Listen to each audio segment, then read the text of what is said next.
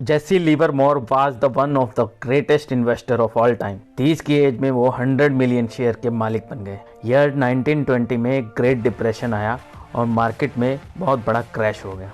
जैसे कि वाइफ और बच्चे परेशान हो गए कि मार्केट में क्रैश की वजह से वो गरीब ना हो जाएं। स्पेकुलर उस टाइम पे सुसाइड करने का अटेम्प्ट कर रहे थे। जैसे कि वाइफ को भी ये डर था कि कहीं जैसी भी सुसाइड ना कर लें। जब जैसी की वाइफ ने उनसे पूछा क्या तुम भी ऐसा कुछ करोगे, तो उन्होंने जवाब दिया, क्यों, हम ऐसा क्यों करेंगे, हम गरीब नहीं हुए हैं। जब पूरी दुनिया रो रही थी तब जैसी जश्न मना रहे थे।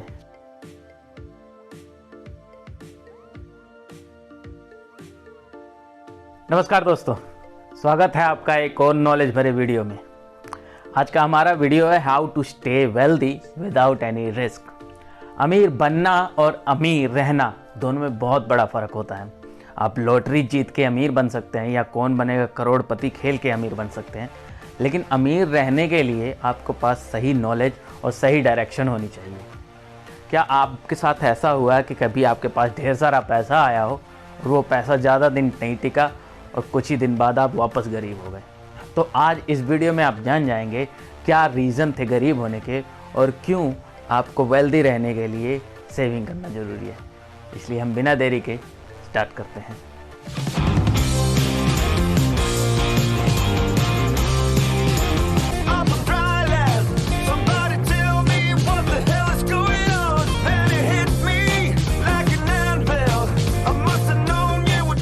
अगर पैसे और सक्सेस को एक वर्ड में डिफाइन करना हो तो वो क्या होगा? वो होगा सर्वाइवल।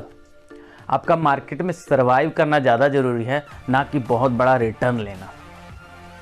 ज़्यादा पैसे कमाने के लिए आपको रिस्क लेना पड़ेगा और रिस्क लेके आपको होपफुल रहना पड़ेगा कि शायद मैंने जहाँ इन्वेस्टमेंट की है वो अच्छा रिटर्न देगी।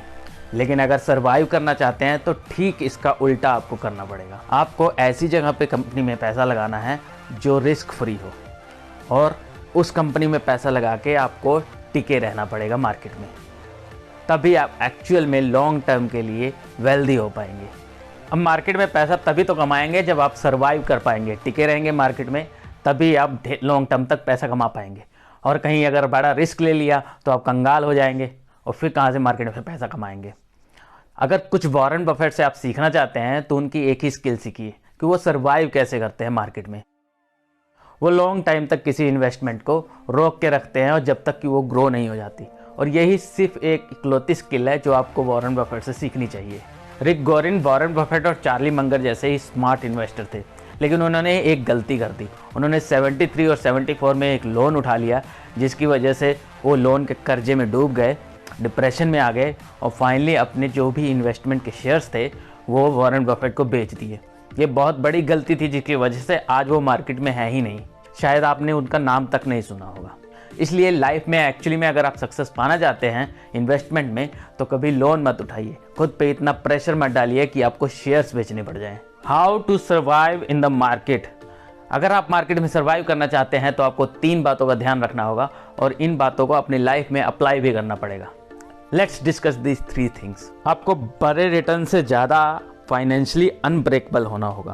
प्लान इंपॉर्टेंट है, बट हमेशा एक अल्टरनेट प्लान होना चाहिए अगर आपका प्लान वर्क ना किया तो।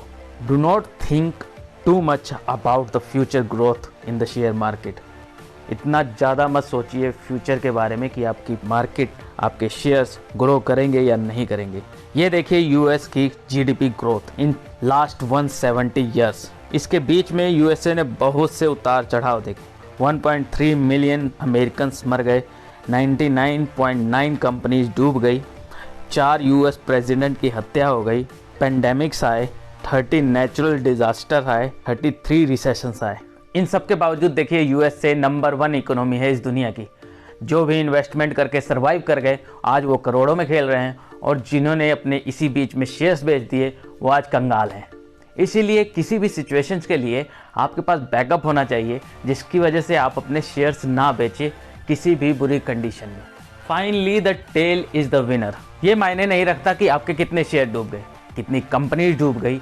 आपके पास 1-2 ऐसे शेयर होने चाहिए जो आपकी पिछली सारे नुकसान की भरपाई करेगी। और इसीलिए आपको मार्केट में किसी नुकसान का इतना अफसोस नहीं करना चाहिए, क्योंकि आपके पास कोई ना कोई कंपनी तो होगी जो आपको बैकअप कर रही है, बस उसी के भरोसे आप मार्केट में टिके रहिए। हाइंज बर्गरन एक आर्टिस्ट थे जिन्होंने अपने कलेक्शन का ज़्यादातर हिस्सा जर्मनी को सिर्फ $100 मिलियन में बेच दिया, जिसकी एक्चुअल कीमत बिलियंस में थी मार्केट में। उनको इन कलेक्शन के बेचने से कोई फ़र्क नहीं पड़ता, क्योंकि उनके पास मास्टरपीस के ऐसे कलेक्शन थे जो इतने ज़्यादा महंगे थे, जिसकी वजह से उन सारे कलेक्शन जो उन्होंने बेचे थे उसकी भरपाई हो सकती थी। ठीक ऐसे ही शेयर मार्केट में भी होता है, आपके कितने शेयर्स डूब गए, कितने शेयर्स आपने बेच दिए, ये मायने नहीं रखता। आपके पास एक दो ऐसे शेयर्स होंगे जो एक्चुअली में बाकी शेयर्स की भरपाई करेंगे और आपको अमीर बनाएंगे। डिज्नी भी ऑलमोस्ट बैंकरप्ट होने वाला था 1930 में। फिर उसका एक शो आया जिसका नाम था स्नो वाइट, आप सब उसके बारे में जानते ही होंगे।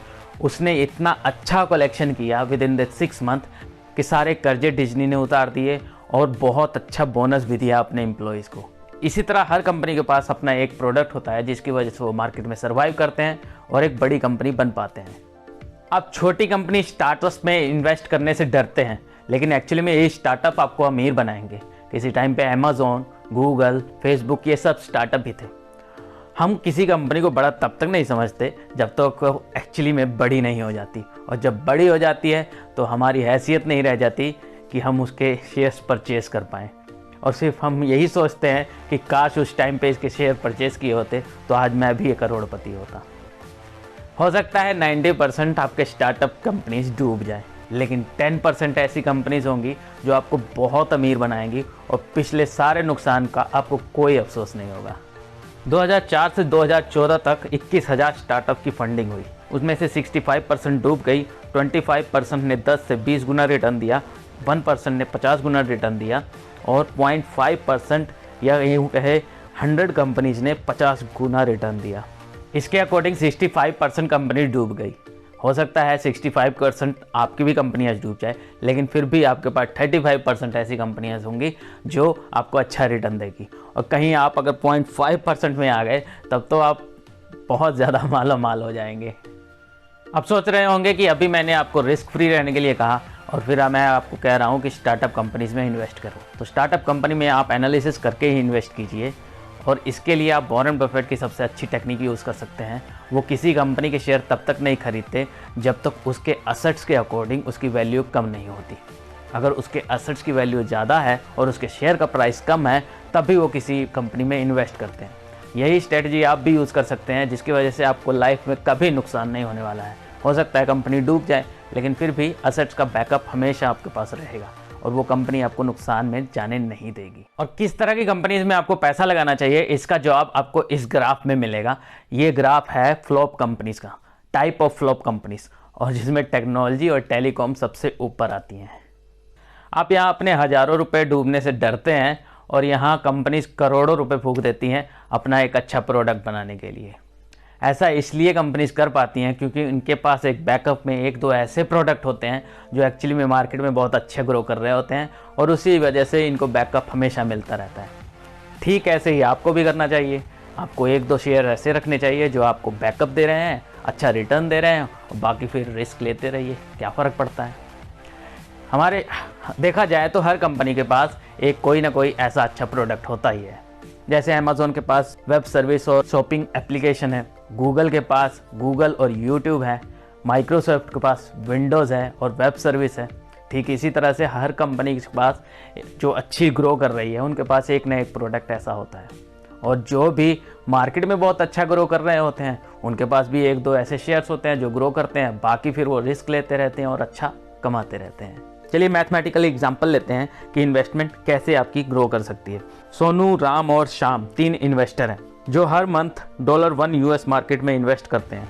सोनू बस इन्वेस्ट करता है और इन्फ्लेमेशन की उसको कोई परवाह नहीं है। राम इन्फ्लेमेशन में इन्वेस्ट नहीं करता और $1 को अपने पास सेव कर लेता है। श्याम रिसेशन में इन्वेस्ट ही नहीं करता, जब भी इन्फ्लेमेशन स्टार्ट होता है उसके 6 महीने तक वो अपने सारे पैसे निकाल लेता है और इन्फ्लेमेशन के 6 महीने बाद ही वो इन्वेस्टमेंट स्टार्ट करता है। तो 100 सालों बाद इन तीनों की नेटवर्थ क्या होगी? सोनू के पास होंगे $4,35,551 और राम के पास होंगे $2,57,386। श्याम के पास होंगे $2,34,476। तो इस इन्वेस्टमेंट में सोनू यानी कि मैं जीत जाऊंगा।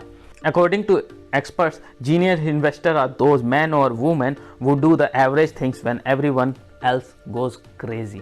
जीनियस इन्वेस्टर वो है जो मार्केट में नॉर्मल रिटर्न लेता है जब हर कोई ये कहता है कि मुझे बहुत ज़्यादा रिटर्न चाहिए और बहुत ज़्यादा शेयर बेचता और ख़रीदता है। इसलिए आपको जीनियस इन्वेस्टर बनना पड़ेगा, ना कि आपको लालची इन्वेस्टर बनना चाहिए।